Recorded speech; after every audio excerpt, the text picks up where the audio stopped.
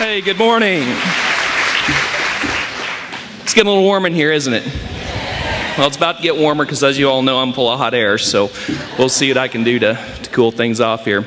I want to say, Peter, thank you again for being here today. It means a lot that you've taken time out of your busy schedule on short notice to be here, and I would contend that you're not a good man. You're a great man, and we really appreciate all the support that you've given us this last 14 months. Well, welcome back. It's so good to see everybody. It's definitely a much different feel this year than it was last year, and I hope everybody got some rest and had the opportunity to spend some quality time with your families and get re-energized for what's going to be an outstanding school year. But at this time, I'd like to take the opportunity to thank a few people for their efforts and support. First of all, I want to thank Universal Construction for funding this event, and to the Holiday Inn for allowing us to use this excellent space for today's festivities. So let's give them a big round of applause today.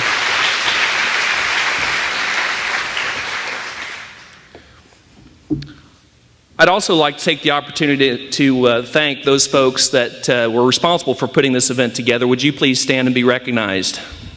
Had a lot of people worked really hard to get this pulled together today. Spent a lot of time yesterday and this morning getting ready. Thank you for your efforts. I'd also like to take the opportunity to recognize and thank my leadership team. Would my leadership team please stand? Principals, you too. Where are my principals at? Would you stand as well? I thank each of you. I thank each of you for your leadership, loyalty, and support. You're amazing. I wish each of you in this room today could hear the conversation these folks have had with me throughout the years about how to best take care of our school family. They are wonderful people to work with, and they have a big heart for kids. I'd also like to take this opportunity to once again thank the Joplin Schools Board of Education. Folks, as you know, the culture and success of any school district starts with the Board of Education. I think Mr. Herschen would agree that from his position on the State Board of Education, the dysfunctional school districts, which we have a few in Missouri, are often led by dysfunctional boards of education. The work they do is important. I want to thank them for their patience, guidance, and support and leadership in the community these past 14 months. They have and continue to allow me the space to do my job under the most challenging of circumstances. In my opinion, their volunteer service to our children, schools, and community this past year cannot be rivaled by any school district board of education in the nation. And there are others that agree. So much so, their peers from across Missouri recognized them last fall with Missouri's Outstanding Board of Education Award. Please join me in thanking your outstanding Board of Education for their continued leadership.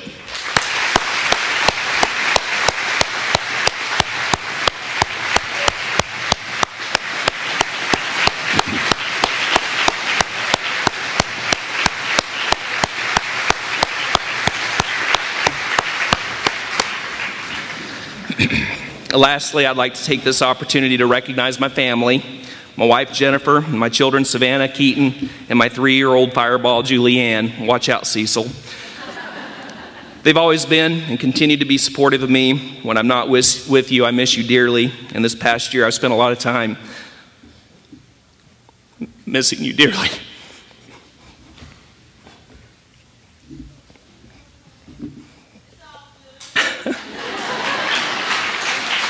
Thank you. I'm a lucky dad, I'm a lucky husband, and I know it, and I love you.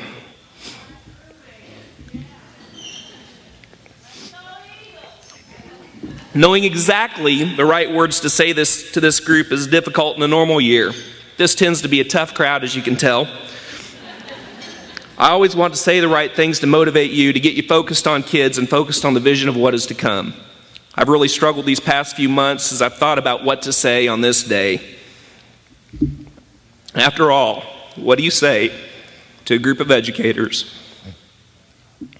who have proven, beyond all reasonable doubt, the value of our public schools to our community? What do you say to a group of educators who have poured their heart and soul into meeting the needs of every child every day, no matter what, under the most challenging of circumstances? And what do you say to an amazing group of educators who have won the hearts of an entire nation? On August 17th, 2011, and every day since, you have shown the world that the work you do matters. You made a difference, not just for children here, but for children and educators everywhere. As I've had the opportunity to talk to educators and leaders from around the state and across the country, they describe you and the work you have done for children in one simple word: inspirational. This word is usually followed by comments about how they wish they could be here, not to experience what we experience, but to be a part of the team we have become. They want what we already have. So as this day approached, I've been mentally pestering myself as I've tried to answer this question of what do I say? Unfortunately, I've not had much luck finding the right words. Now, for those of you who are in attendance today who are secretly praying that somehow I wasn't able to find the right words and that this is the end of my speech, I've got some bad news.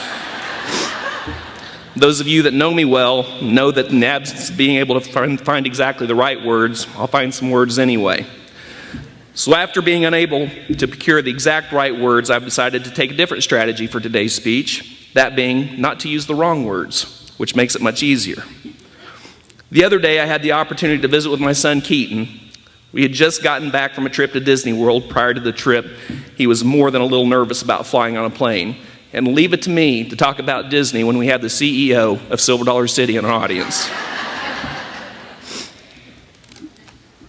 So as I was preparing my thoughts about this idea of taking flight with you today, I thought it would be a good idea to ask him what it was that made it possible for him to enjoy his time in the air, even though he was a bit anxious. As Keaton always does, he made several profound statements, one of which I believe is most relevant today. In reference to his nervousness about flying, he said that it helped knowing that when the plane landed that he'd be in Disney. Therefore, my goal over the next few minutes is to help you see our Disney of the Joplin schools, or Silver Dollar City. Keaton taught me the flight is much more enjoyable if you know your destination. Now, even though some folks think that I like to talk, a little known fact about me is that I'm somewhat of an introvert. I much prefer to listen and process what people say. By nature, I tend not to judge people, but I do like to at least understand where they're coming from, so I have a better sense of who they are or what the real problem may be. And believe me, I get the opportunity to listen to a lot of people inside and outside of our schools. And as you know, public education is more scrutinized now than ever before in the history of our country. But it does my heart good to hear that most everyone wants basically the same thing for our kids: highly literate students who graduate from high school, college, and career ready. Kids who can communicate well, have good problem-solving skills, can work independently or as a member of a team, kids who are empathetic and understand the idea of service before self. In short, everyone wants the Joplin schools to produce graduates with ability to grow up to be excellent neighbors, quality employees, and outstanding leaders. No small task. So as we talk about our destination, there are two questions that have to be asked. The first question is simply, how do we get there? Many of you may recall my first year in the district at this very event. I spoke to you about two concepts. The first was to consider the idea that the Joplin schools could no longer be a system of schools working independently, but rather a school system working interdependently towards a common goal, not separately. And we have made great progress. Your building teams continue to get stronger. The dialogue that is happening among and between buildings is more frequent and meaningful. And our kids, especially our transient students, are benefiting from the alignment of our work. The second concept was the idea that the task ahead was one that we could not do on our own. It was going to take everyone: bus drivers, cooks, custodians, parents, teachers' aides, nurses, counselors, teachers, administrators, and even people from our community working alongside with us. I made the comment that day that we are all educators, each and every one of us, and we have a shared responsibility in the education of our children. At that time, we had a long way to go. In fact, at that particular opening day kickoff event, I invited dozens of community members to join us to celebrate the start of the school year with us. A handful accepted the invitation, but only one showed up that morning. I have to admit I was surprised, but it was obvious we had work to do to get our community involved in our effort, and we did. In the fall of 2008, we started the strategic planning process and got the community involved. In April 2010, we kicked off our community engagement initiative that became known as Bright Futures, and by May 2011, we had over 269 partnerships with faith-based human service agencies and members of our business community. I think Rhonda Sloan put it best in the video when she said, "We have become a community of educators." Joplin Schools faculty and staff Please join me in thanking the over 150 members of our community who are here today and are joining us on this journey.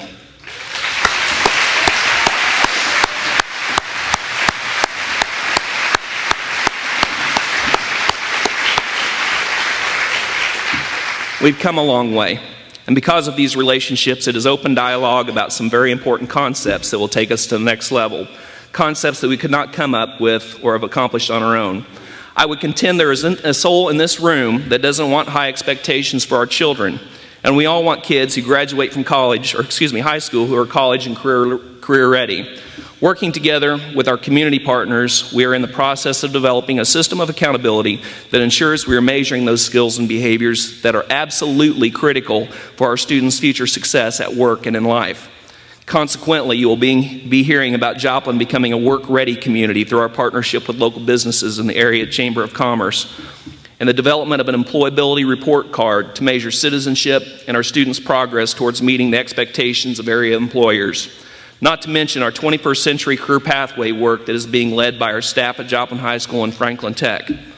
You will also be hearing about service learning opportunities for all of our kids, a chance to embed the idea of service before self within our children and to take the opportunity to give back to our community, our state, and our nation that has given us so much. An important value to teach our young people who will become our future next-door neighbors and leaders. We are also keenly aware of the research around early learning. Therefore, you will be hearing about the expansion of early childhood services and a much larger community effort to focus on kindergarten readiness that will start at birth. Preschool teachers are liking that. You always tell where the parents as teachers folks are at too, so. All of this will be happening at the same time we are undertaking what is likely the largest public school construction project in the history of the state of Missouri. Getting there will take time, but the pieces are falling in place in a very deliberate and systematic way, and it takes a community of educators to make that happen. And I promise you, the destination is worth the journey. Which leads me to the second question. How will we know when we have arrived at our destination? Let me put it to you this way. You will know we have arrived when the fishbowl you think you have been teaching in feels more like a pool party. You will know we have arrived when you meet a community member on the street and they say, "Hey, I hear good things about what you're doing in the classroom." And then they follow up with, "Is there anything I can do to help?" You'll know we have arrived when you lay your head on your pillow at night, knowing that every child in your class has a pillow to sleep on too. You'll also know that they have food in their belly, clothes on their back, and a safe place to live. You will know we have arrived when you go to a meeting and your voice is heard and your opinion is respected whether the listeners agree or disagree, and you return that respect when others voice their opinions. You will know we have arrived when you aren't afraid to take a risk, to attempt a new strategy or use a new tool for the purpose of improving the quality of education our kids receive. And if it doesn't work, we will all learn from your effort, but if it does work, you share your success with the team. You will know we have arrived when test scores take care of themselves because the outputs are a direct result of our collective inputs. The focus is still on results, but at the same time, you no longer believe you teach to the test, but instead you believe you teach with the best.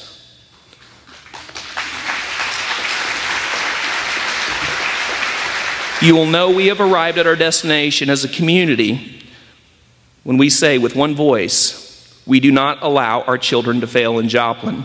And everyone knows what that means. It means the bar is high. It means we accept the fact that children will make mistakes and from time to time temporarily fail as they attempt to meet our high expectations. But like good parents, our community of educators do not seize the moment to push our children down. We seize the moment to pick them back up. Help them process their mistake and try again. And likewise, we realize as educators we are not perfect either. Just like good parents, we process our role in that child's temporary failure by asking the question, what could we have done differently so that doesn't happen again?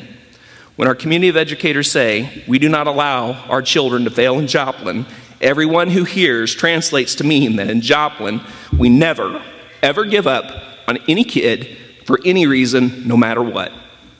It's a pledge. It's a pledge.